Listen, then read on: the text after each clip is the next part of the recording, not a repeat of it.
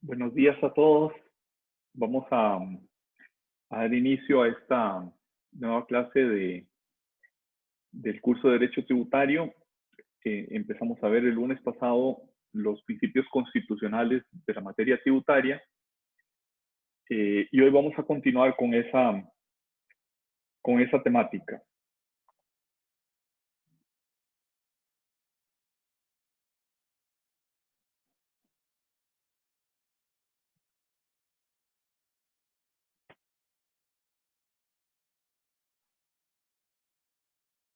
A ver si soy capaz de...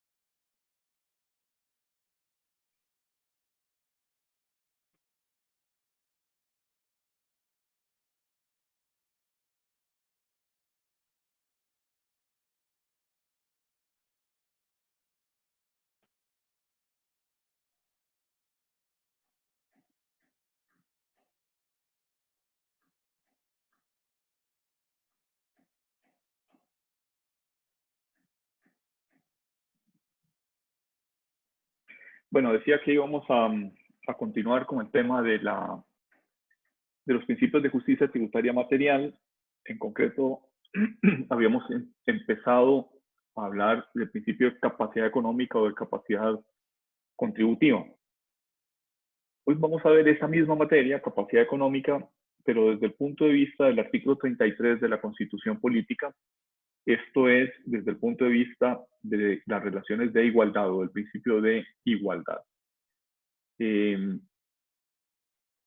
Con esto lo que queremos decir es que el principio de capacidad económica, el principio de capacidad contributiva, intenta dar contenido tributario al artículo 33 que establece el principio constitucional de igualdad. Dicho en otras palabras, para que haya aplicación del principio de igualdad, es indispensable que se hable de igualdad respecto de qué o en comparación con qué. Y lo que podemos decir en primer lugar es que digamos, el principio de igualdad exige un tertium comparationis, un tercio de un tercer elemento que nos permita decir este ciudadano y este otro ciudadano son iguales respecto de qué. Evidentemente, pues hay desigualdades que son legítimas, hay desigualdades que no son violatorias del artículo 33 de la Constitución Política. Sin ir muy lejos, no todos los habitantes del país tienen garantizados los estudios universitarios, por ejemplo. No todos los habitantes del país tienen derecho, pues, no sé, a tener una bonita voz y ser capaces de cantar en un karaoke sin que el resto del público se ría de ellos. Sino que esa igualdad es una igualdad básica, es una igualdad respecto de un término de comparación. Y el término de comparación debe ser razonablemente, proporcionadamente escogido de tal manera que se escoja como aquel que dé verdadera cabida a los principios de la Constitución o a las aspiraciones de la Constitución política. Dicho en otras palabras, no cualquier término de comparación es el constitucionalmente querido por el legislador de nuestra Carta Magna. En concreto, en materia tributaria, el tertium comparationis, el punto de comparación, ha de ser siempre el principio de capacidad económica. ¿Cómo se sabe si dos ciudadanos son tratados igualmente en materia tributaria si respecto de su capacidad económica ambos tienen el mismo trato. Esto me parece que es indispensable de entender. Los alemanes tienen una teoría un poco curiosa para explicar esto que se llama la teoría de las peras y las manzanas, que dice, que intenta explicar esa frase tan socorrida por los tribunales constitucionales y tan frecuente también incluso en la jurisprudencia de la Sala Constitucional costarricense, de que la igualdad consiste en que los iguales sean tratados como iguales y los desiguales sean tratados como desiguales. Y esa frase, dijéramos que es poco rigurosa, porque no nos dice quiénes son iguales y quiénes son desiguales. Los alemanes explicaban esto, decía, con la teoría de las peras y las manzanas. Trato a las peras como peras y a las manzanas como manzanas. Y con eso salvo la exigencia constitucional de igualdad. Y lo correcto es que trato las peras y las manzanas en cuanto a frutas. El ser frutas es el término de comparación. Si no hay diferencias significativas entre peras y manzanas, corresponde tratarlas de manera igual. No basta con comprobar que las peras no son manzanas y que las manzanas no son peras para justificar una diferencia de trato, sino que lo que interesa ahí es que las situaciones resulten iguales a la luz del término de comparación elegido, que es, en nuestro caso, el ser fruta. En materia tributaria, el término de comparación económica, de comparación para el principio de igualdad es el principio de capacidad económica o de capacidad contributiva. De tal manera que podríamos decir, el principio constitucional de igualdad se cumple respecto a los contribuyentes si a todos ellos se les trata de acuerdo con su capacidad económica. Esto es, si quienes tienen la misma capacidad económica o contributiva contribuyen igual. No basta, pues, decir que los pobres paguen como pobres y los ricos paguen como ricos. No, hay que darle contenido a esa frase. Esa frase sin duda muestra una aspiración de cumplimiento del régimen de igualdad, una aspiración del principio de capacidad económica, pero hay que darle contenido. Y el contenido son lo que aparece en esta y en las siguientes filminas, con las literales A, B, C, etcétera, que iremos viendo a continuación. En primer lugar, hay que decir que hay que determinar el contenido del principio de capacidad económica o de las exigencias del principio de igualdad en materia tributaria de manera sistemática por la Constitución política. De manera sistemática interpretando la Constitución política. Es decir, si ustedes abren la Constitución política y le ponen busque la expresión capacidad económica o busque la capacidad contributiva, no va a aparecer ningún resultado porque esas expresiones no están de manera expresa en nuestra Constitución, sino que se derivan de la interpretación sistemática, es decir, de la interpretación que toma en cuenta todos los principios constitucionales. Entre ellos, el artículo 18 de la Constitución Política, obligación a contribuir al sostenimiento de las cargas públicas.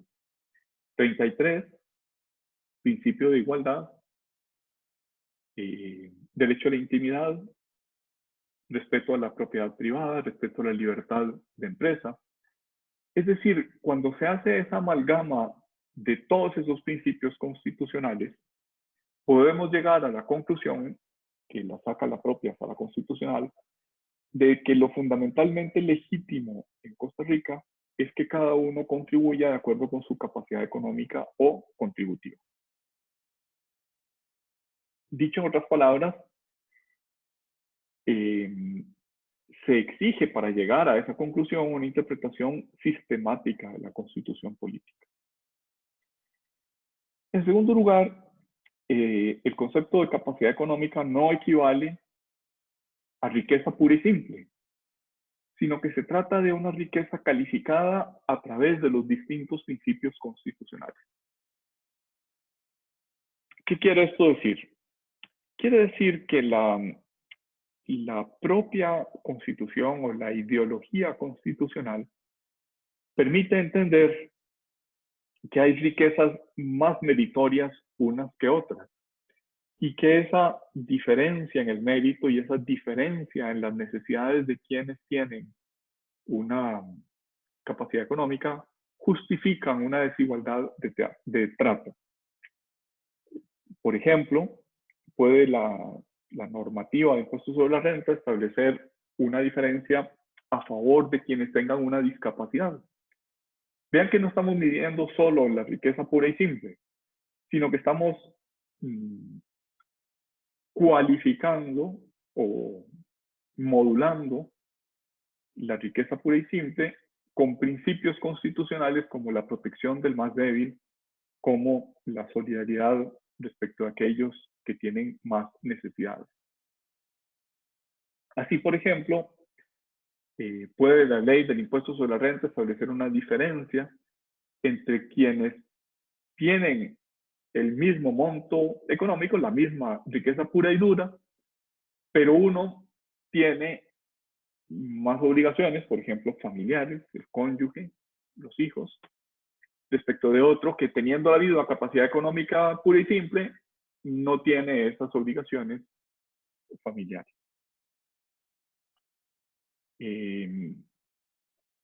Dicho en otras palabras, la capacidad económica, el principio de capacidad económica es una modulación del principio de igualdad que califica la riqueza pura y dura de acuerdo con los demás criterios o con las demás valoraciones constitucionales. Esto nos lleva a que pueda haber discriminaciones cualitativas y cuantitativas. Es legítimo, por ejemplo, que el legislador exima de impuestos sobre la renta a algunos sectores de la actividad económica. Por ejemplo, puede eximir durante un tiempo a los que están en régimen de zonas francas. Puede eximir de impuesto o darle un trato más favorable a quienes apenas llegan al mínimo exento. Puede eximir del derecho general o de la obligación general de contribuir al sostenimiento de las cargas públicas. Por ejemplo, a quienes ponen sus negocios en la zona libre de Golfito. Ahora, esas discriminaciones pueden ser legítimas o pueden ser ilegítimas. Pueden ser legítimas si son expresión de otro principio constitucional. Y serán ilegítimas si son una simple restricción del principio de igualdad establecido en el artículo 33 de la Constitución Política. Entonces, ¿cuáles son esos criterios o cuándo son esos criterios legítimos? Son legítimos en la medida, ese es uno de los criterios, son legítimos si derivan de una norma constitucional que consagra derechos económicos y sociales. Por ejemplo, es legítimo que yo tenga que dedicar una parte y una parte importante de la riqueza que soy capaz de generar a mi subsistencia. Y es legítimo que yo tenga que dedicar una parte de esa riqueza que soy capaz de generar a mi alimentación y a mi educación. Y en fin, cualquiera de esos derechos económicos y sociales consagrados en la Constitución Política requiere un financiamiento que en primer lugar le corresponde al individuo. Entonces, entre más requiera un individuo para conservar recursos para satisfacer sus propios derechos, sus derechos fundamentales, eso disminuye la capacidad de contribuir, disminuye el punto a partir del cual puede ser objeto de tributación.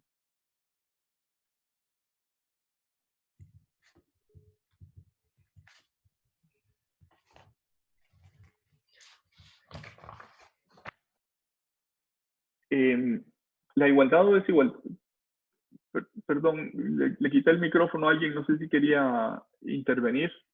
En cualquier momento que quieran hacerlo, me interrumpen con todo gusto. Bien. Decía que la igualdad o desigualdad de trato tributario debe valorarse en función del nivel de afectación de la riqueza a los fines públicos. ¿Esto qué quiere decir?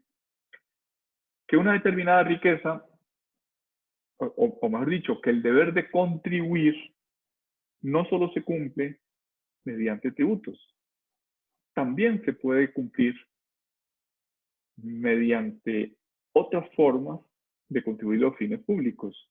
La Cruz Roja, por ejemplo, me parece que todos estaríamos de acuerdo en decir que su riqueza, que sus bienes, que sus propiedades están afectos a fines públicos. Su forma de contribuir es cumplir las razones por las cuales se creó la Cruz Roja. Y eso justifica el que la Cruz Roja, aunque tenga la misma capacidad económica, incluso una capacidad económica mayor que una empresa, pueda verse exenta. Otra forma de decirlo es el cumplimiento del artículo 18 de la Constitución Política. Todos han de contribuir al sostenimiento de las cargas públicas. No se cumple únicamente mediante tributos, no se cumple únicamente mediante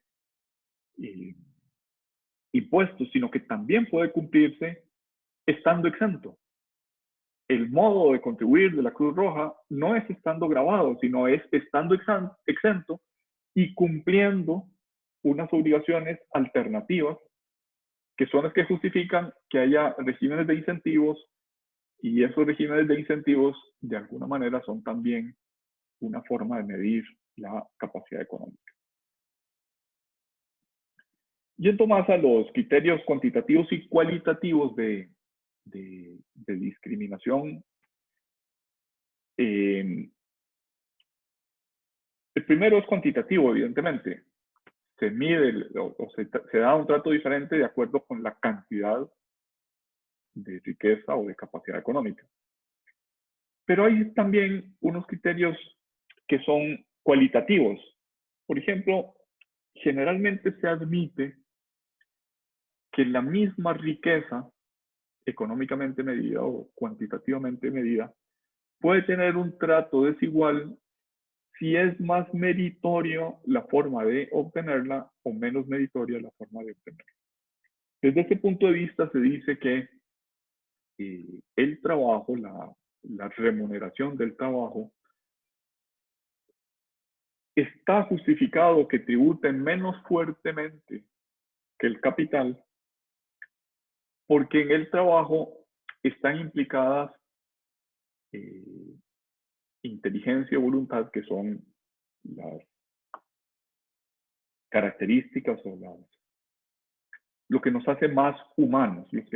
Está más cerca el trabajo del capital, que el capital lo que produce son rentas más bien pasivas. No está en juego todas las capacidades humanas, sino solo una de ellas, que es el ahorro acumulado, a saber, el capital. Por tanto, esa discriminación cualitativa justifica el que el impuesto sobre la renta pueda tasar o gravar más fuertemente los intereses o los dividendos respecto de los salarios. O sea, si el salario finalmente es equivalente al interés obtenido por el capital, esto justificaría que el capital fuera más fuertemente tasado que el trabajo, porque en el trabajo están implícitamente puestas en acto las capacidades más humanas, más cercanas al ser humano. Después veremos que este criterio teórico es un criterio que viene desde finales del siglo XIX. Tiene muchas limitaciones en la práctica y muchas contradicciones en la práctica.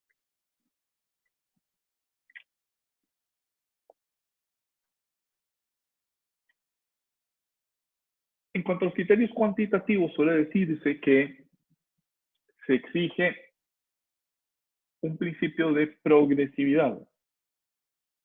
No tiene nuestra constitución política esta palabra, progresivo, como sí la tienen algunas otras constituciones, por ejemplo la española, que expresamente dice que el sistema tributario ha de ser progresivo. Y la justificación de esta progresividad, o sea, lo contrario a progresividad es, bueno, en primer lugar, regresividad, pero yo me atrevería a decir que no hay ningún impuesto regresivo. Lo contrario a progresividad es proporcionalidad. Un típico impuesto proporcional es el impuesto al valor agregado. Un típico impuesto progresivo es el impuesto sobre la renta. Y progresividad lo que quiere decir es que a mayor base corresponde una mayor tarifa, un crecimiento en la tarifa más que proporcional. Dígame, Valeria. Una pregunta, lo contrario a progresividad, ¿qué era que no es retroactividad? No, lo contrario en lógica es regresividad. Pero en la práctica no hay impuestos regresivos. Ahora completo un poquito más la idea.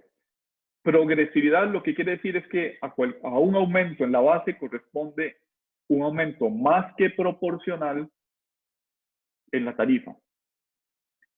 Esto es, si yo gano 1 millón de colones, casi todo mi impuesto, pues, casi toda la renta de ese 1 millón de colones va a estar exenta, más o menos hasta 800,000 colones, tarifa 0%. De 800 a 1 millón voy a pagar el 10%. Pero si gano 2 millones, una parte de ese aumento ya no se graba con el 10%, sino que se graba con el 15%. Entonces, progresividad lo que quiere decir es que a un aumento en la base es el salario, a un aumento en la base le corresponde un aumento más que proporcional en la tarifa. Eso quiere decir progresividad. Regresividad, que querría decir, ya te doy la palabra, Francisco Javier. Regresividad lo que querría decir es que a un aumento en la base corresponde una disminución en la tarifa. Pero eso es de implicaciones tan gruesas que en la práctica no existe. No existe ningún impuesto que sea regresivo de acuerdo con esta definición de progresividad que les acabo de decir. Ahora veremos qué quieren decir, sobre todo la gente del ámbito económico, cuando hablan de progresividad. Denme un tiempito y ya entramos a ello. Por tanto, siendo que en la práctica no existen impuestos regresivos, de acuerdo con esta definición que acabo de decir, lo contrario a la progresividad es no la regresividad, sino la proporcionalidad. Que a un aumento en la base corresponde un aumento en la tarifa, pero proporcional, como sucede, por ejemplo, en el impuesto al valor agregado. Si yo compro 100, la tarifa es el 13%, y si compro 1000, la tarifa sigue siendo el 13%, y si compro 1 millón, sigue siendo 13%. El aumento es progresivo. En realidad, más que en la tarifa, es un aumento en la cuota, porque la tarifa es proporcional. Ahora, sin embargo, y me imagino que esto es lo que Javier quería preguntar, es muy frecuente en Costa Rica y en realidad en el mundo decir que algunos tributos proporcionales, por ejemplo el impuesto al valor agregado, son regresivos. Y lo que quieren decir es que el contribuyente tiene que atender primero sus necesidades básicas y solo puede contribuir con aquello que le sobra después de haber satisfecho esas necesidades básicas. Por tanto, alguien que gana muy poco, o sea, que lo que gana apenas le alcanza para cubrir sus necesidades básicas, termina siendo mucho más pesado para él el impuesto proporcional, que le hace entre líneas el impuesto al valor agregado, precisamente porque no tiene capacidad de contribuir, porque su capacidad de contribuir en realidad empieza una vez que estén satisfechas sus necesidades básicas. Voy a decirlo coloquialmente, a ver si con eso me puedo explicar mejor. No es lo mismo el arroz que se consume como parte de la canasta básica en el gallo pinto, que el arroz que se come pues en un restaurante de lujo como podría ser una paella o podría ser un risotto. ¿Por qué no son iguales? Porque quienes satisfacen apenas sus necesidades básicas tienen muy poco para contribuir. En cambio, la misma libra de arroz que se utilizó para el risotto o para la paella, probablemente quien la consume es alguien que tiene capacidad económica en exceso o mucho mayor que aquel que solo atiende sus necesidades básicas. Dicho en otras palabras, conforme aumenta el nivel de capacidad económica, tengo una necesidad menor de atender a las necesidades objetivas o las necesidades básicas. Las necesidades básicas de alguien que gana muy poco, digamos, voy a poner un ejemplo. De acuerdo con la encuesta nacional de hogares, las necesidades básicas de alguien en Costa Rica se satisfacen con algo así como 540,000 colones. Súper discutible, pero bueno, eso es lo que dice la encuesta nacional de hogares. Por tanto, si alguien gana 540,000 colones, no tiene capacidad de contribuir. Solamente tiene capacidad de satisfacer sus necesidades constitucionalmente tuteladas. Pero si alguien gana el doble, 1,000,000, la diferencia entre 540,000 y el millón sí que es susceptible de contribuir al sostenimiento de las cargas públicas. Cuando un impuesto al valor agregado trata por igual todos los consumos, no importa que yo esté en el quintil más bajo de ingresos o en el segundo quintil o en el tercer quintil, a eso es a lo que se refieren los economistas, no solo los economistas, también los políticos, cuando dicen que un impuesto proporcional como el valor agregado es regresivo. A esta afirmación de los economistas, a ver, estamos contestando esa afirmación de los economistas desde el punto de vista de la teoría jurídica de la progresividad. No estamos diciendo que una u otra sea mejor o peor. Lo que estamos diciendo es que, para entendernos, tenemos que partir de los mismos criterios. O sea, no podemos usar progresividad o regresividad equívocamente, sino que tenemos que saber cuál es el contenido que estamos dando a esas palabras desde una y otra ciencia. Aquí hay que decir que no todos los tributos, no todos los impuestos son aptos para tener una estructura progresiva. Típicamente se afirma que los impuestos al consumo no pueden ser progresivos, solo pueden ser proporcionales. Y que lo que exige algunas constituciones, como la española, es que el sistema tributario sea progresivo, no que cada uno de los impuestos lo sea. O sea, lo que interesa es que, de alguna manera, el conjunto tributario, el conjunto de los ingresos del ente público, sean progresivos. Y eso se consigue con que algunos impuestos sean progresivos. Y más aún, no hay que ver esta progresividad solo desde el punto de vista de los impuestos, sino también desde el punto de vista de los gastos. Es decir, la progresividad también tiene que tomar en cuenta no solo que los tributos, en la medida en que puedan serlo, lo sean, progresivos, sino también en que los criterios de redistribución de la riqueza, por ejemplo, los subsidios, sean objetivamente proporcionados a quienes más los necesitan para satisfacer sus necesidades básicas, sus necesidades constitucionalmente tuteladas. Es decir, si admitimos que la progresividad es un parámetro constitucional, como lo es en España, y como pareciera que lo es en Costa Rica también a partir de una interpretación sistemática, lo que tenemos que decir es que esa progresividad no se exige de cada impuesto, sino que se exige del tributo, perdón, del sistema tributario, y que además se puede cumplir por el lado no solo de los ingresos del erario público, sino también por las erogaciones del erario público. Y además, suele complementarse esta afirmación que acabo de hacer diciendo que la progresividad se cumple con la progresividad a pesar de tener un tipo único, una tarifa única, una tasa única, cuando hay un mínimo exento. Porque el mínimo exento dota de progresividad a todo el sistema, incluso a ese impuesto. En cambio, sí, eso no es una finalidad, pero sí deberíamos lógicamente llegar a la conclusión de que un impuesto abiertamente regresivo, ya no en sentido económico, sino en sentido jurídico, sería absolutamente inconstitucional.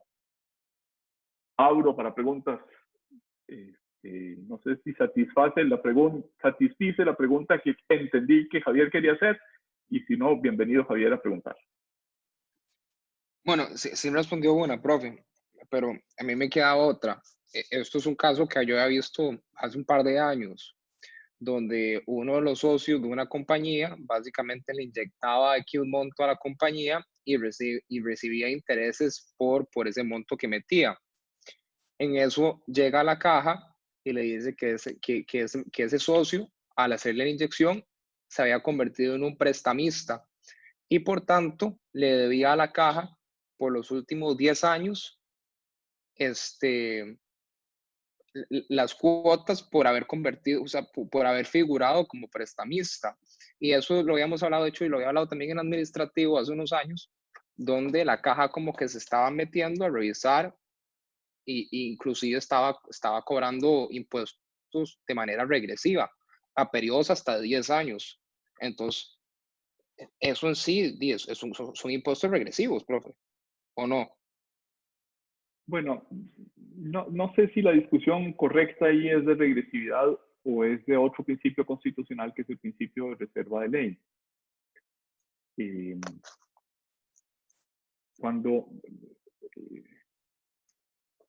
la ley de protección al trabajador del año 2000 amplió a trabajadores independientes la obligatoriedad de contribuir al sostenimiento de las cuotas de seguridad social, yo entiendo que esa ampliación se refiere a los ingresos por trabajo independiente. Dicho en otras palabras, yo entiendo que eso no se refiere a lo que suele llamarse rentas pasivas.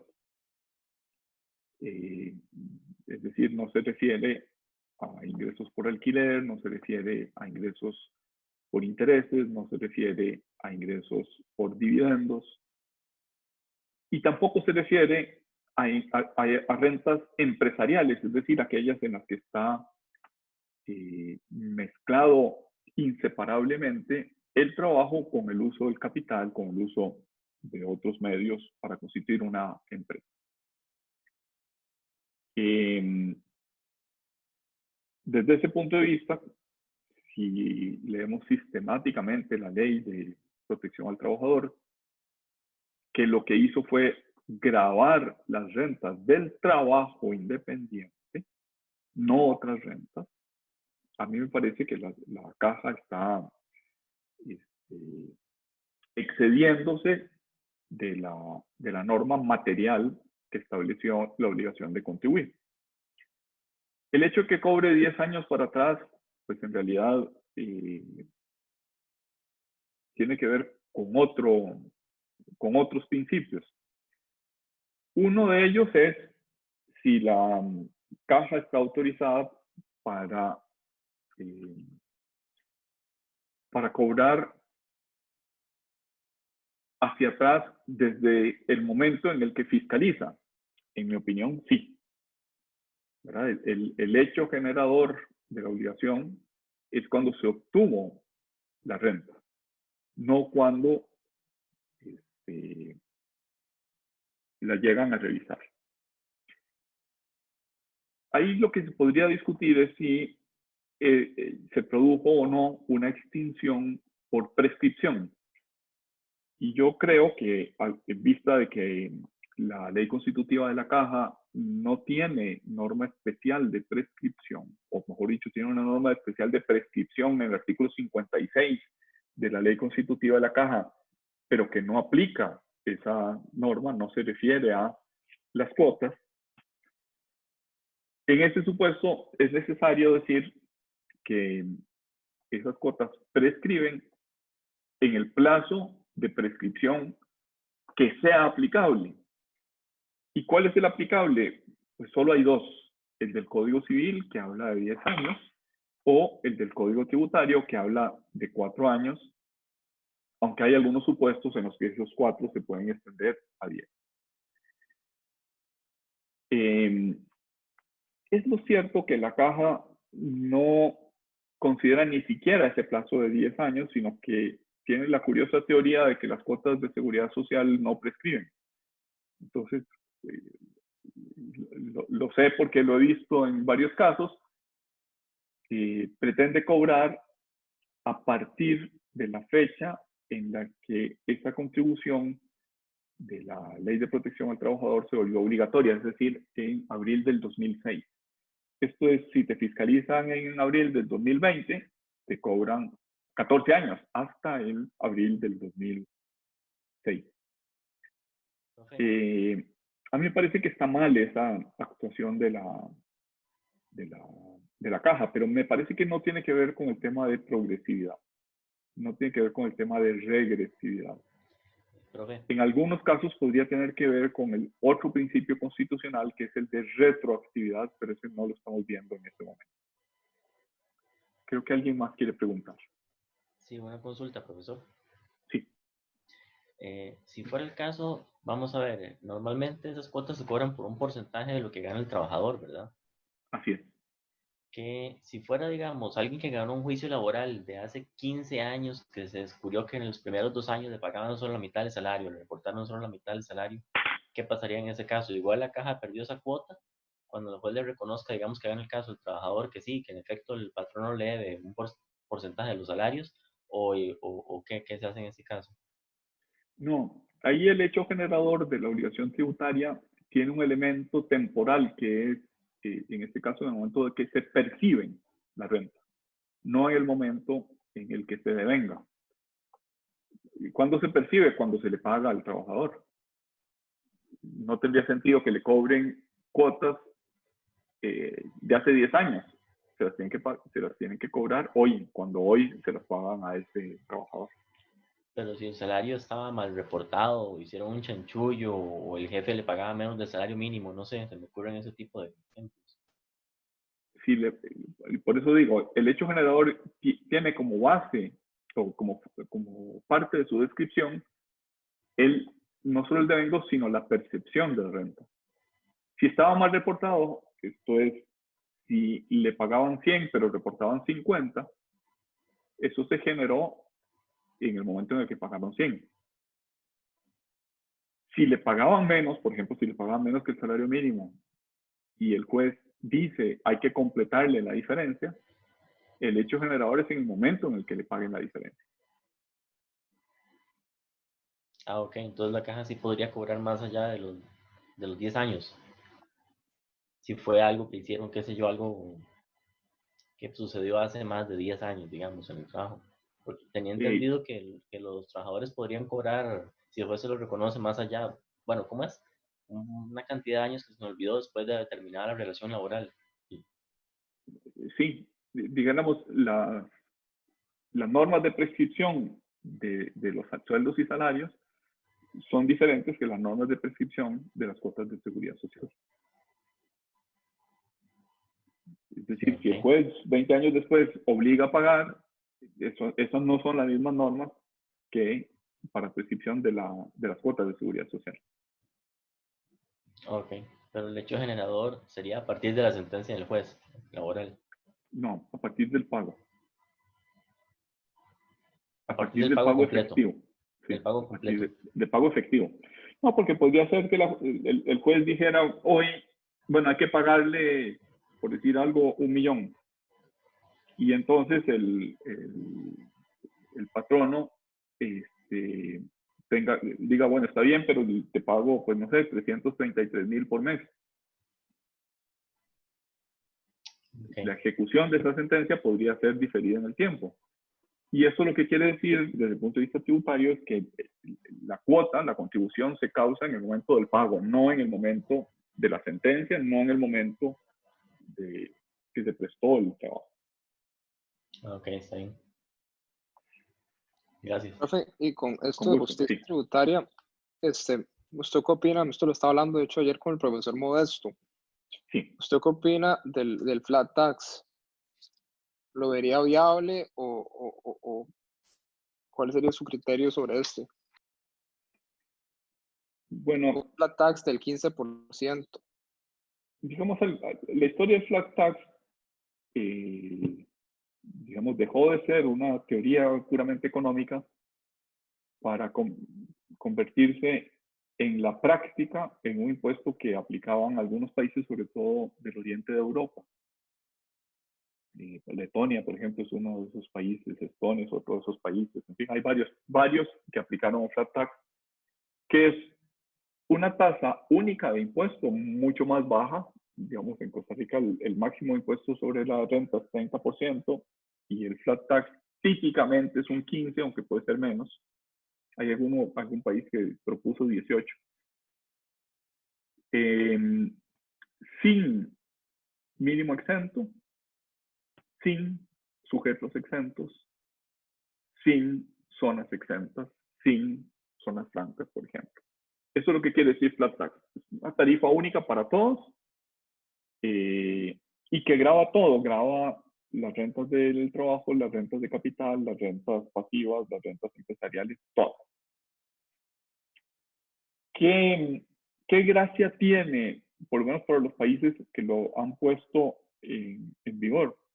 Que es mucho más fácil de administrar. Incluso suele decirse que es una forma de atracción de inversiones, porque como es solo una tasa, queda muy limitada la capacidad del ente público de hacer fiscalizaciones. La fiscalización es únicamente si está declarado todo lo que tiene que estar declarado, pero punto. No hay interpretaciones sobre si esto estaba exento, sobre si la tarifa aplicable es otra, etc. Desde el punto de vista del principio de capacidad económica, me parece que tiene serias taras. Por ejemplo, esto que estamos diciendo en esta filmina y en la anterior, de que hay necesidades constitucionalmente tuteladas que merecen una diferencia de trato, pues eso no lo contempla un flat tax. Entonces, tratar a todos por iguales, todos coludos o todos rabones, dijéramos que se salta un mandato que tiene la propia constitución política. Si venimos diciendo que la idea de la progresividad es una forma exigida del principio de capacidad económica, un flat tax evidentemente es exactamente lo contrario de esa progresividad. Flat tax lo que quiere decir es pura y dura proporcionalidad de la tarifa.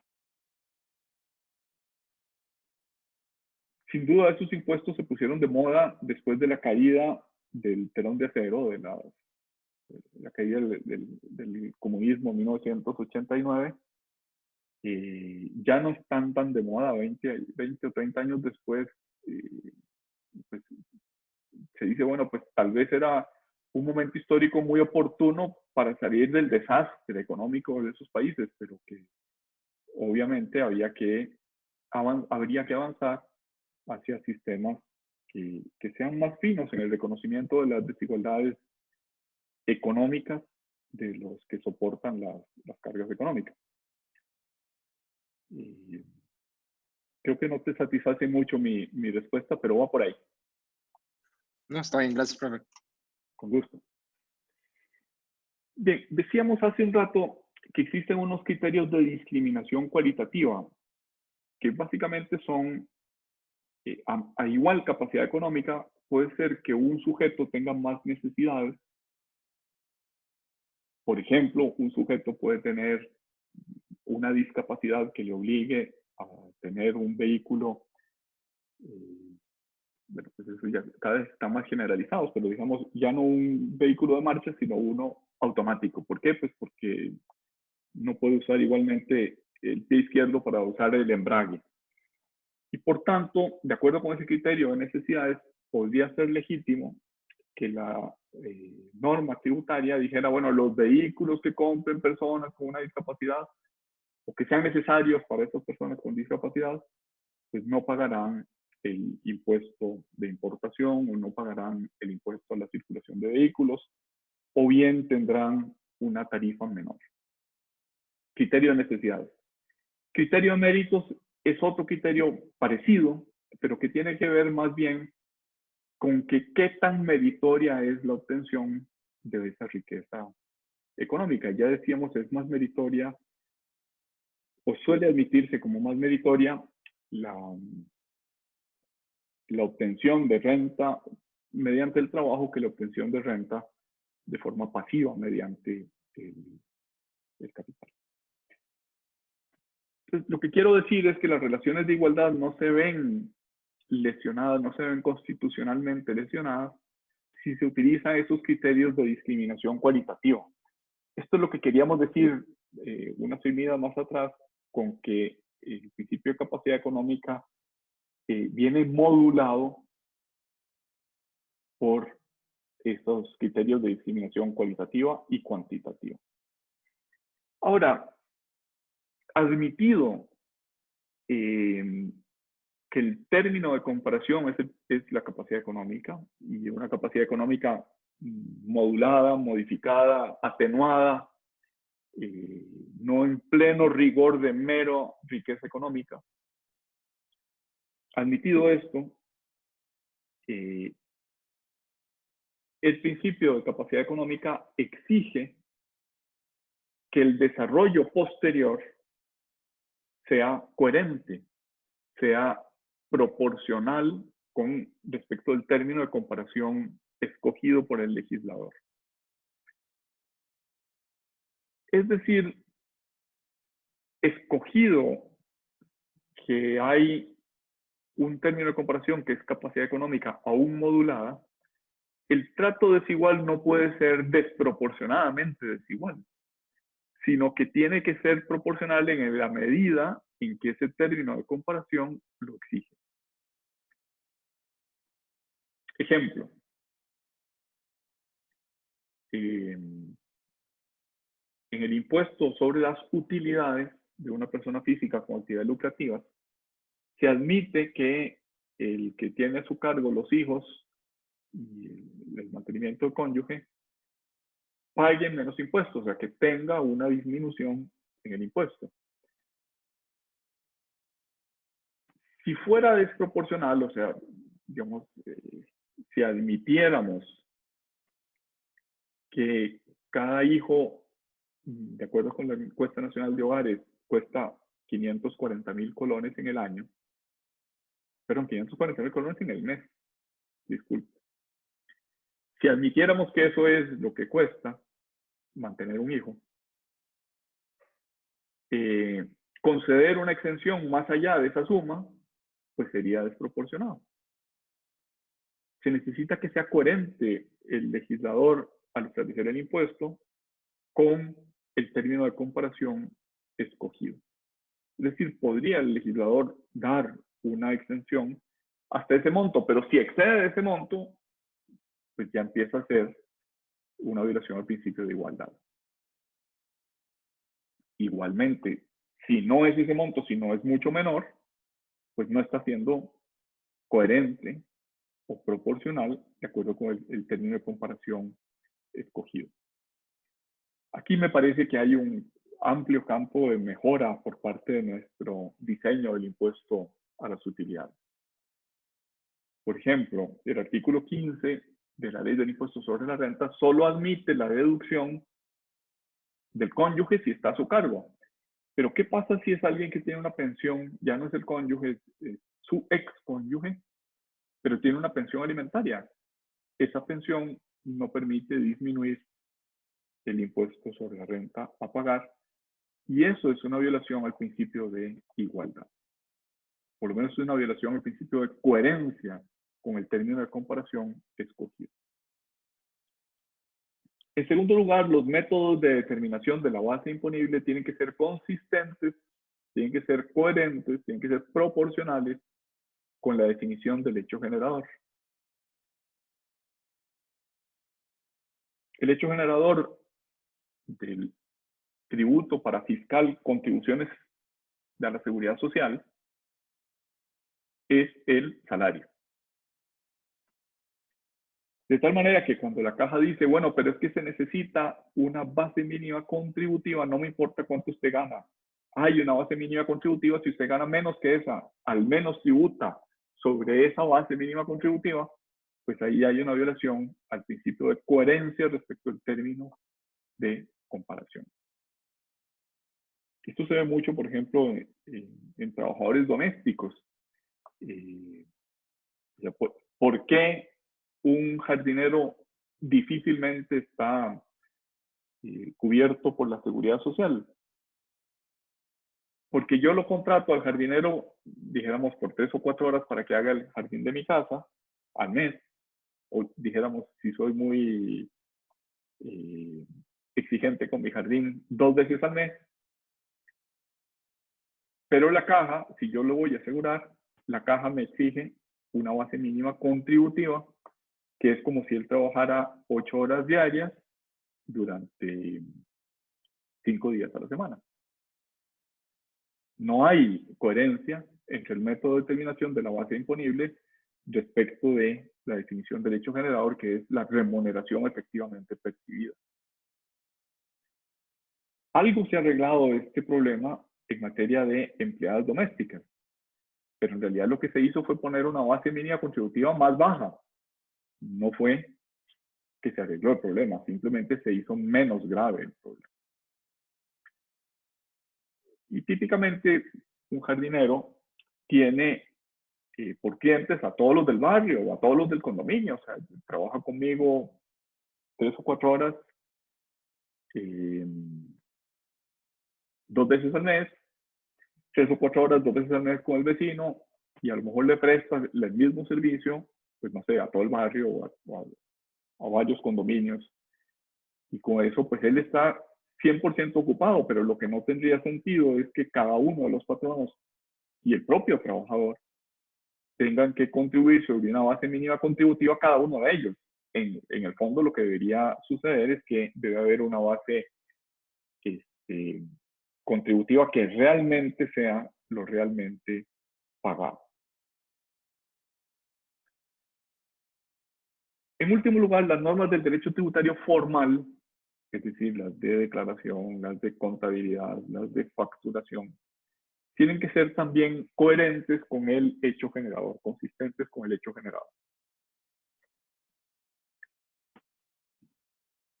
Si el hecho generador es la percepción de un salario mensual, no tendría sentido, por ejemplo, que se exigiera una declaración quincenal. No tendría sentido que se exijan otros elementos, como por ejemplo contabilidad de parte del trabajador, cuando basta la contabilidad de parte del patrón.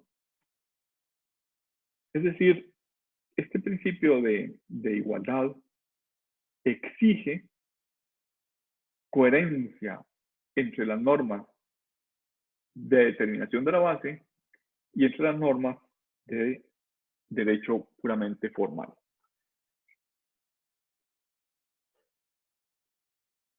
Pasamos a una distinción importante. Es frecuente en la doctrina decir que los principios de justicia tributaria material son meros límites negativos a la arbitrariedad, o una proscripción de la arbitrariedad del legislador. Es decir, usted legislador no puede traspasar estos límites, o no puede ser arbitrario a la hora de escoger unos determinados hechos generadores, sino que el hecho generador que escojan necesariamente ha de ser manifestativo de capacidad económica. Como digo, una parte importante de la doctrina adhiere a esta primera postura. Una segunda postura es decir, bueno, no solo son límites negativos, sino que además tienen un contenido positivo, de tal manera que se integra un derecho fundamental, un derecho, recuerden ustedes que en la terminología de la Constitución española, los derechos fundamentales son los que están al inicio de la Constitución política española, y por tanto son aquellos que dan derecho al recurso de amparo y al recurso de inconstitucionalidad por sí mismos. No todos los derechos de la Constitución española son fundamentales. Hay una diferencia de importancia en unos derechos respecto de otros. Por tanto, suele esta distinción entre meros límites o derecho fundamental ser muy encarnizada en España sobre si esa capacidad económica se refiere o no a un derecho fundamental, si no es una mera límite negativo. Algunos autores, por ejemplo, Pedro Herrera Molina, que visitó la Universidad de Costa Rica hace algunos años, sostiene que el principio de capacidad económica es un verdadero derecho fundamental, es decir, que los ciudadanos tienen derecho a que su contribución siempre se rija por el principio de capacidad económica. No solo es una camisa de fuerza para el legislador, sino que tiene un contenido positivo de parte de los que pagan contribuciones. Y algunas de las cosas que Pedro Herrera Molina dice es que ese principio de capacidad económica, en primer lugar, es el criterio del reparto de las cargas públicas. Traducido a nuestra Constitución, el artículo 18 de la Constitución política obliga a todos los ciudadanos a contribuir al sostenimiento de las cargas públicas, y esto es lo que le añadiría Pedro Herrera Molina, de acuerdo con su capacidad económica. No de cualquier manera, sino repartida esa contribución en función de la capacidad económica. Dice también el profesor Herrera Molina y el profesor Adrián Torrealba en Costa Rica, tiene un contenido esencial que es el mínimo exento, pero no es su único contenido. Forma parte del derecho fundamental el que yo no pueda contribuir o que no empiece a contribuir, sino a partir de que haya superado las necesidades básicas que la propia Constitución política tutela. A partir de ahí, cubierto ese mínimo exento, la capacidad económica puede ceder respecto de otro principio constitucional, pero siempre superando un criterio de proporcionalidad, un control de proporcionalidad. Y esto suele decirse que ese control de proporcionalidad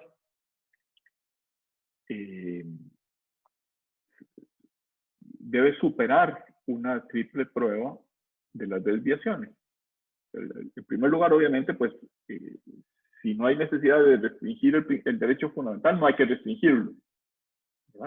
El principio debe ser respetado siempre que se pueda. Si otro principio constitucional exige una desviación o exige que ese principio de capacidad económica no se cumpla en su plenitud, para que eso no sea inconstitucional, o sea, para limitar el principio de capacidad económica como cualquier otro derecho fundamental, se necesita superar una triple prueba. En primer lugar, la idoneidad de la medida para alcanzar la finalidad. Por ejemplo, podría decirse,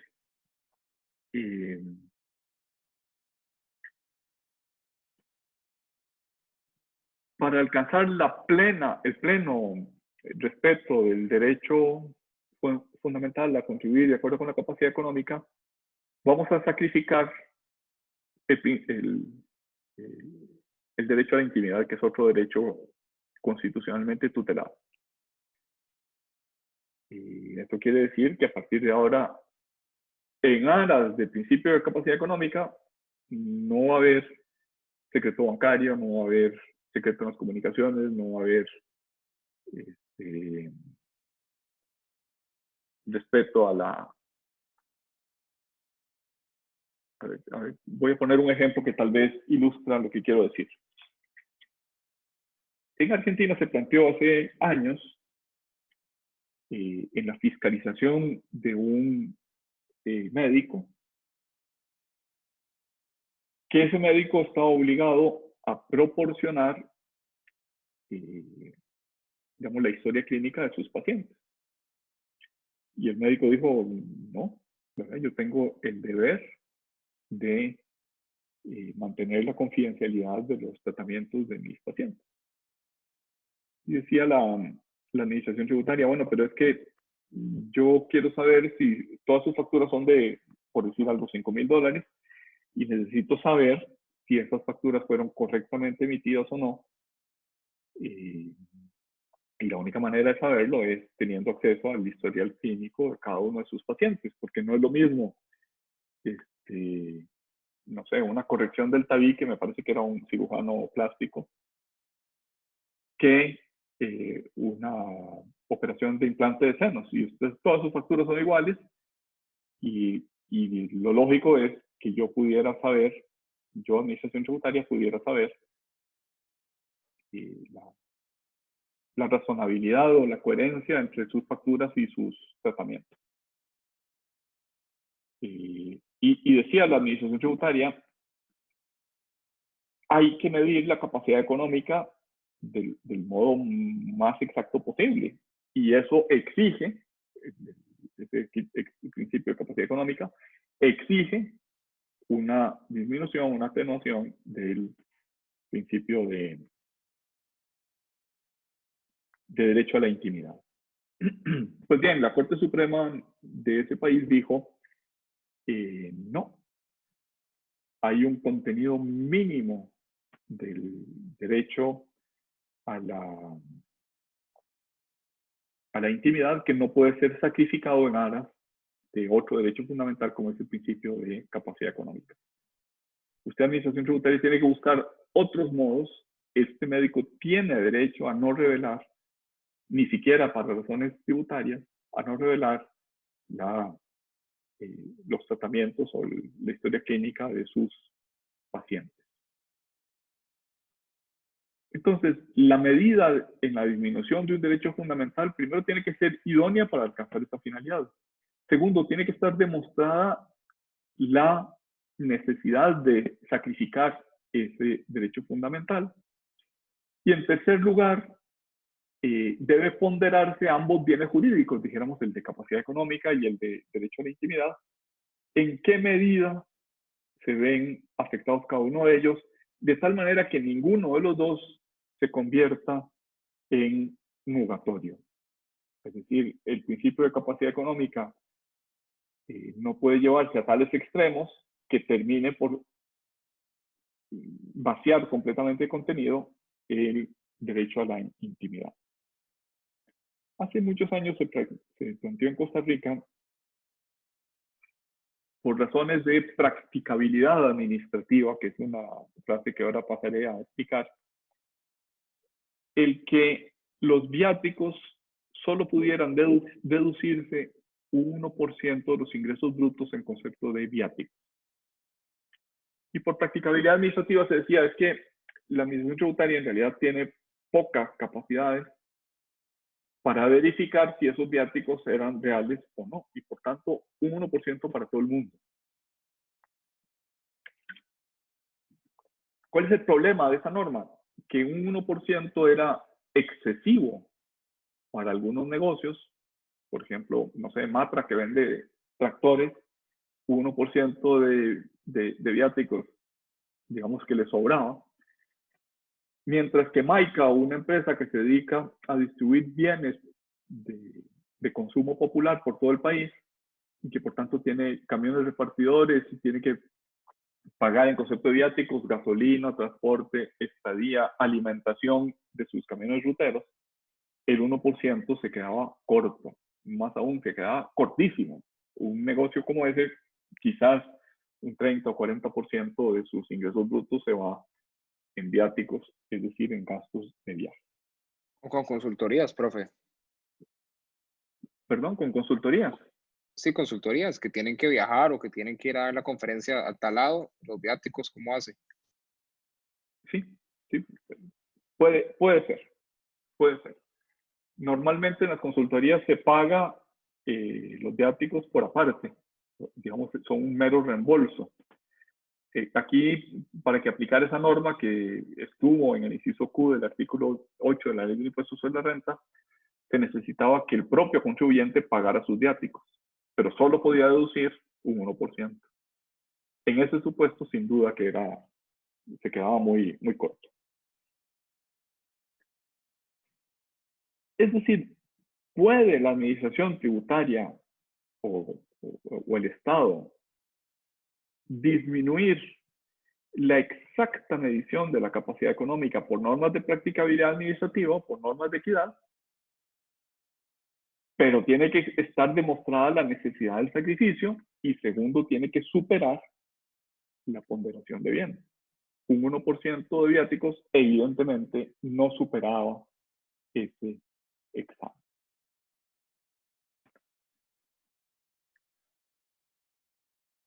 Otra cuestión que se plantea respecto de si es un derecho fundamental el principio de capacidad económica es qué pasa con el uso extrafiscal del tributo. Si yo utilizo el tributo para como política para disminuir el consumo de tabaco o el consumo de licor o el consumo de combustibles, por ejemplo, si le pongo un recargo tributario a la factura de electricidad cuando para producirla haya que hacer uso del búnker, ese es un recargo tributario, eso es un uso extrafiscal del tributo. ¿Qué quiero hacer? Bueno, pues que la gente cuando haya necesidad de usar el búnker, sepa que es más cara la electricidad y por tanto desincentivo el uso de electricidad en esas condiciones. Ahora, ese uso extrafiscal del tributo es o no es una violación del principio fundamental de contribuir según la capacidad económica. Suele decirse que no lo es, sino que está justificado en la medida en que ese uso extrafiscal del tributo atienda a derechos económicos y sociales del contribuyente previstos en la Constitución política. Si no ese es el caso, sin duda sería una violación inconstitucional. Por otra parte, desde el punto de vista de las exenciones, es una duda sistemática desde los principios del siglo XX, si la exención es una violación a la obligación de contribuir al sostenimiento de las cargas públicas. Vean que si nos atenemos a una interpretación puramente literal del artículo 18 de nuestra Constitución política, todos han de contribuir al sostenimiento de las cargas públicas. Y eso difícilmente congenia con, excepto aquellos que estén exentos. Ya lo adelantábamos antes, que la exención es un modo de contribuir al sostenimiento de las cargas públicas. Es decir, que el contribuir a los fines públicos no se contribuye únicamente mediante el aporte de un tributo, sino que también puede haber contribuciones alternativas como las sociales, las fundaciones, la Cruz Roja, etcétera. E incluso puede haber razones económicas. Por ejemplo, puedo establecer una exención, ahora que estamos en el COVID, que me ocurre, por ejemplo, para la actividad hotelera. ¿Por qué? Porque quiero que la infraestructura hotelera no se pierda mientras pasamos la emergencia.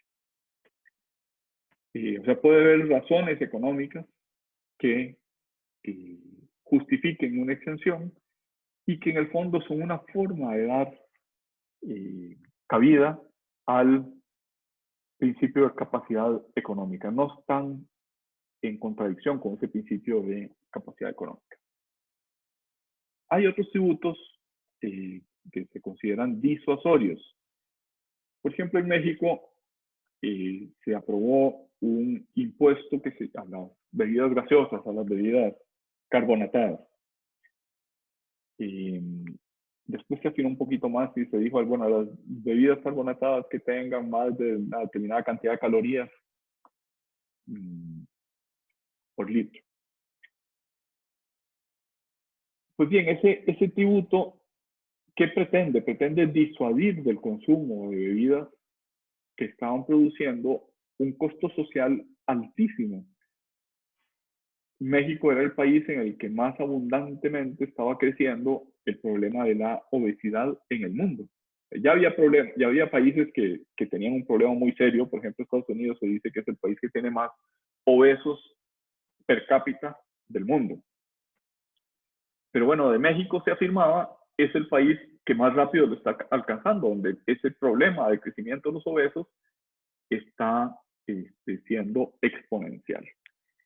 Por tanto, se aprobó ese primer tributo a las bebidas carbonatadas y después se aprobó otro para los meneitos y bueno, meneitos es una marca muy tica, pero dijéramos para los snacks que tuvieran determinado número de azúcares o de calorías, particularmente aquellos que formaban parte de la dieta de los niños. Ese es un tributo claramente disuasorio. ¿Qué se pretende? Se pretende que sea más caro vender productos que producen gordura, aunque su costo sea el mismo que producir productos que no la producen.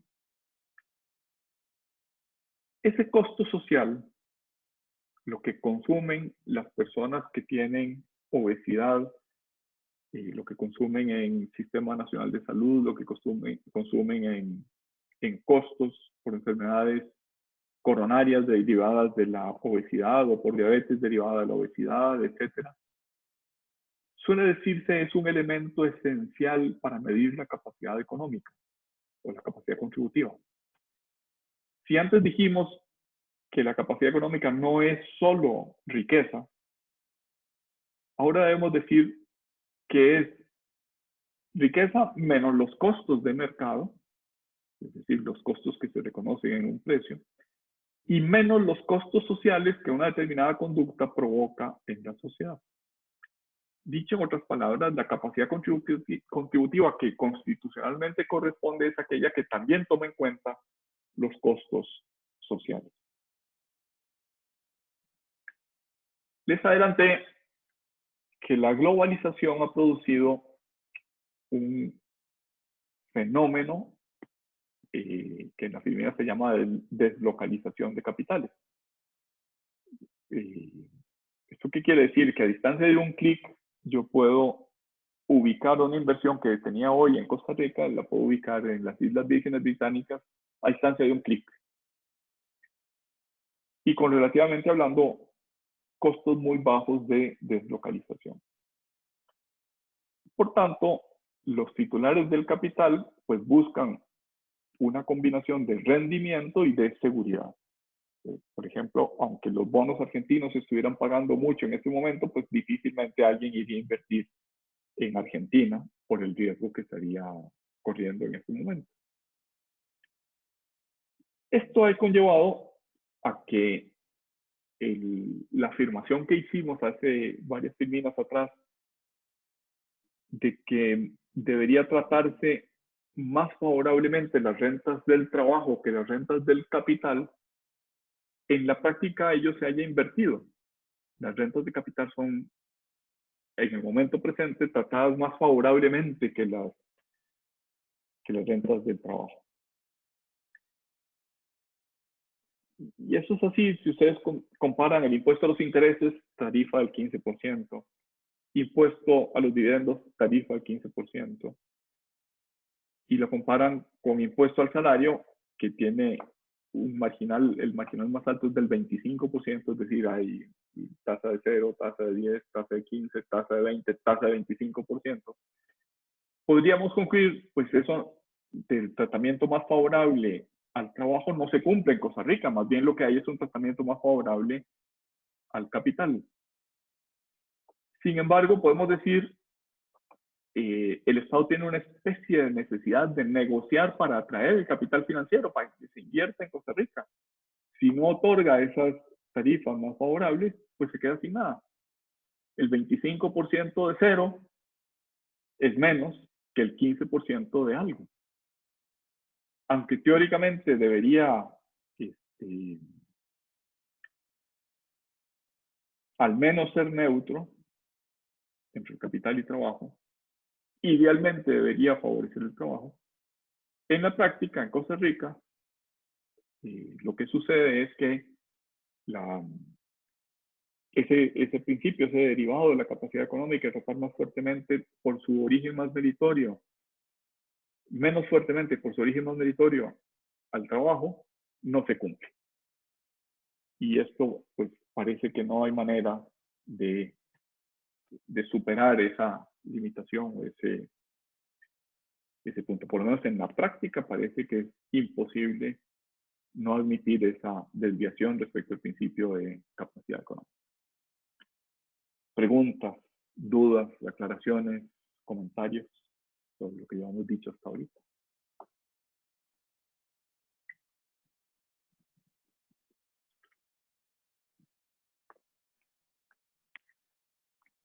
Bien, si no hay preguntas,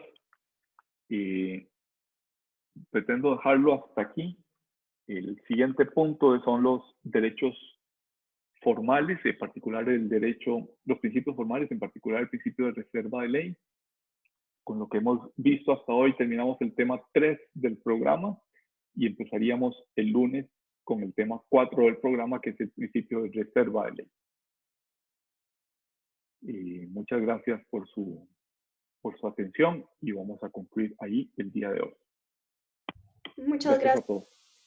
Muchas gracias, profe. Buenas tardes. Muchas gracias, profe.